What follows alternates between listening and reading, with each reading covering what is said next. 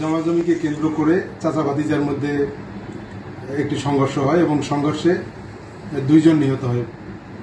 একজনের নাম শাকিল এবং আরেকজন হল হরুন আলী ওরফে হোরামিয়া। এই ঘটনা ঘটার পরপরই আমাদের পুলিশ সেখানে উপস্থিত হয় এবং ঘটনার সাথে জড়িত ৩ জনকে ওই দিনই গ্রেপ্তার করা হয়।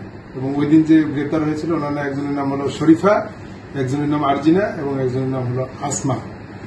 এবং অন্যান্য আসামি চাচা আব্দুল আউয়াল এবং তার 2 ছেলে রিপন, শিপন এবং তার মেয়ে জামাই শিপন শিকদার সহ অন্যান্য আসামিদের গ্রেপ্তারের জন্য আমাদের একাধিক টিম মাঠে নামে এবং দ্রুততম সময়ে আসামি গ্রেপ্তারের লক্ষ্যে আমরা বিভিন্ন জায়গায় অভিযান পরিচালনা করি। এরই ধারাবাহিকতায় গতকাল এই মামলার অন্যতম প্রধান আসামি চাচাতো ভাই অর্থাৎ আব্দুল আউয়ালের ছেলে শিপন কে আমরা গ্রেপ্তার করতে সক্ষম হই এবং তাকে আমরা আদালতে সুপর্দ করব। এবং একটু বলে রাখা দরকার যে ওই দিন যেদিন প্রথম দিনই ঘটনার দিনেই আমরা কিন্তু ঘটনাস্থল থেকে ঘটনায় ব্যবহৃত 5টি বড় রামদা এবং 4টি বড় ছোরা উদ্ধার করতে সক্ষম হয়েছি।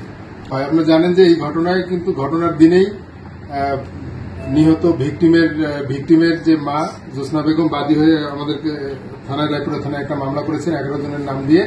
এবং যখন এই মামলায় কারো নাম যায় তখন কিন্তু এটা টোটাল ফর্মে চলে যায় যে তখন মামলার কোনো আসামি এয়ারপোর্ট দিয়ে পার হবে এরকম তো কোনো সুযোগ নাই।